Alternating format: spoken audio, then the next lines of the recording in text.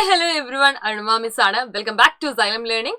നമ്മൾ ഇന്ന് ഡിസ്കസ് ചെയ്യാൻ വേണ്ടി പോകുന്ന ചാപ്റ്റർ എന്ന് പറയുന്നത് എവേ ഫ്രം ഡിസീസ്, വ്യാധികൾ പടരാതിരിക്കാൻ എന്നുള്ള വളരെ ഇമ്പോർട്ടന്റ് ആയിട്ടുള്ള ചാപ്റ്റർ ആണ്. അപ്പൊ എന്റെ കുട്ടികൾ അറിഞ്ഞിരിക്കേണ്ട ഒരു പ്രധാനപ്പെട്ട കാര്യം എന്ന് പറയുന്നത് ഇപ്പൊ മഴക്കാലമൊക്കെയാണ്, അത്യാവശ്യം ഡിസീസസ് ഒക്കെ സ്പ്രെഡ് ചെയ്തുകൊണ്ടിരിക്കുന്ന സമയമാണ്. അപ്പൊ നമ്മൾ ഈ ചാപ്റ്റർ പഠിക്കുമ്പോൾ നിങ്ങൾ മനസ്സിലാക്കേണ്ട ഒരു കാര്യം എന്ന് പറയുന്നത് ഇതിൽ പഠിച്ച കുറേ കാര്യങ്ങളുണ്ട് അല്ലെ, അത് നിങ്ങൾ എന്ത് ചെയ്യണം, റിയൽ ലൈഫിൽ അപ്ലൈ കൂടെ ചെയ്യണം.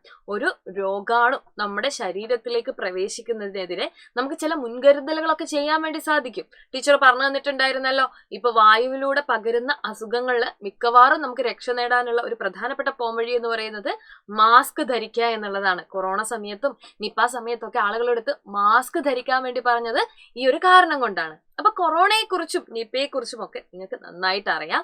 അങ്ങനെയാണെങ്കിൽ നമ്മളെടുത്ത് ചോദിക്കുകയാണ്, എന്താണ് മഹാമാരികൾ?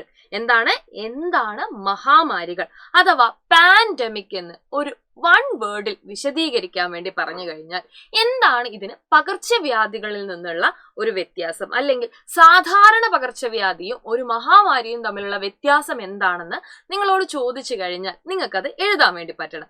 ടെക്സ്റ്റ് ബുക്കിൽ നല്ല കൃത്യമായിട്ട് തന്നെ അതിനെക്കുറിച്ച് പറയുന്നുണ്ട്. അപ്പൊ പകർച്ചവ്യാധികൾ എന്ന് പറഞ്ഞാൽ നിങ്ങൾക്കറിയാം അല്ലെ, കമ്മ്യൂണിക്കബിൾ ഡിസീസസ് എന്ന് പറഞ്ഞാൽ നിങ്ങൾക്കറിയാം, it's transfer from one person to another. ഒരു വ്യക്തിയിൽ നിന്ന് മറ്റൊരു വ്യക്തിയിലേക്ക് പകരുന്ന രോഗങ്ങളെയാണ് നമ്മൾ കമ്മ്യൂണിക്കബിൾ ഡിസീസസ് എന്ന് പറയാം, അല്ലെങ്കിൽ പകർച്ചവ്യാധികൾ എന്ന് പറയാം.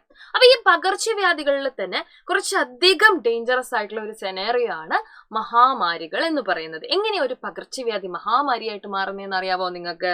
പകർച്ചവ്യാധികൾ ഒരു സ്ഥലത്ത് നിന്ന് മറ്റൊരു സ്ഥലത്തേക്ക് വ്യാപിക്കുന്നത് നിങ്ങൾക്കറിയാം. അപ്പൊ അത് രാജ്യങ്ങൾ കഴിഞ്ഞ് ഭൂഖണ്ഡങ്ങൾ കഴിഞ്ഞ് ഇങ്ങനെ വ്യാപിക്കുകയാണെന്നുണ്ടെങ്കിലോ അത് ഒരു ലോകത്തിലെ പല ഭാഗങ്ങളിലേക്കും എത്തും അല്ലെ, ഒരുപാട് ആളുകൾ മരിക്കുകയും ചെയ്യും. അപ്പൊ അങ്ങനെ ഒരു സ്ഥലത്ത് നിന്ന് തുടങ്ങി അത് സംസ്ഥാനങ്ങൾ കടന്നു, രാജ്യങ്ങൾ കടന്നു, ഭൂഖണ്ഡങ്ങൾ കടന്ന് ഇങ്ങനെ വ്യാപിച്ചു പോവുകയാണെങ്കിൽ ആ മഹാമാരിയെ അല്ലെങ്കിൽ ആ ഒരു പകർച്ചവ്യാധിയെ നമ്മൾ വിളിക്കുന്ന പേരാണ് മഹാമാരികൾ അഥവാ പാൻഡമിക്. നോക്കിക്കേ നിങ്ങൾ, പകർച്ചവ്യാധികൾ മറ്റു രാജ്യങ്ങളിലേക്കോ ഭൂഖണ്ഡങ്ങളിലേക്കോ വ്യാപിക്കുകയും നിരവധി ആളുകൾ മരിക്കുകയും ഒക്കെ ചെയ്യുമ്പോഴാണ് നമ്മൾ അതിനെ മഹാമാരി എന്ന് പറയുക.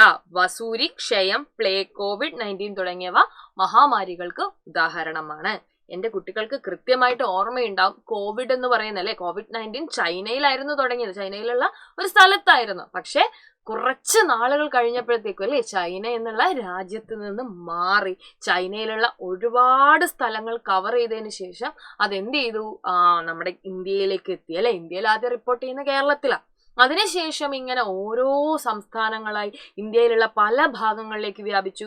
ഇന്ത്യയിൽ മാത്രമാണോ വന്നത്? അല്ല അല്ലെ, നമ്മുടെ വേൾഡ് മാപ്പിൽ നോക്കിക്കഴിഞ്ഞാൽ കോവിഡ് വരാത്ത കൺട്രീസ് എന്ന് പറയുന്നത് വളരെ കുറവാണ്. അപ്പൊ അതായത് രാജ്യങ്ങൾ കഴിഞ്ഞ് ഭൂഖണ്ഡങ്ങൾ കഴിഞ്ഞ് അതായത് വൻകരകൾ തോറും ഇങ്ങനെ വ്യാപിച്ചു പോവുകയാണ്. കാരണം ഓരോ പേഴ്സണിൽ നിന്ന് അടുത്ത ആളിലേക്ക് ഇങ്ങനെ വ്യാപിച്ചുകൊണ്ടിരിക്കുകയാണ്. ആളുകൾ ട്രാവലൊക്കെ ചെയ്യുന്നുണ്ടല്ലോ, അപ്പൊ എന്ത് ചെയ്യും, ഇത് പല സ്ഥലങ്ങളിലേക്ക് ഇങ്ങനെ വ്യാപിച്ചു പോവുകയും ഓരോ സ്ഥലത്തും നിരവധി ആളുകൾ മരിക്കുകയും ചെയ്യും. അപ്പൊ COVID-19 നിങ്ങൾ കണ്ട ഒരു മഹാമാരിയാണ്.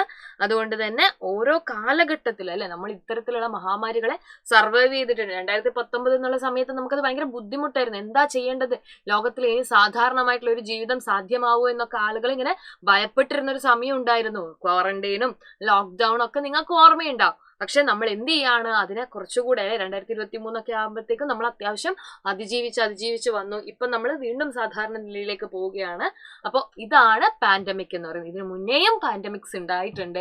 ഏതൊക്കെയായിരുന്നു? വസൂരി, സ്മോൾ പോക്സ്, അതേപോലെ തന്നെ ട്യൂബർകുലോസിസ് ഒക്കെ എന്താണ് മഹാമാരികൾക്ക് അഥവാ പാൻഡമിക്സിന് ഉദാഹരണമാണ്. അപ്പൊ ഈ ടോപ്പിക് നിങ്ങൾക്ക് ക്ലിയർ ആയെന്ന് വിചാരിക്കുന്നു. മറ്റൊരു വീഡിയോയിൽ നമുക്ക് വീണ്ടും കാണാം. Until then bye.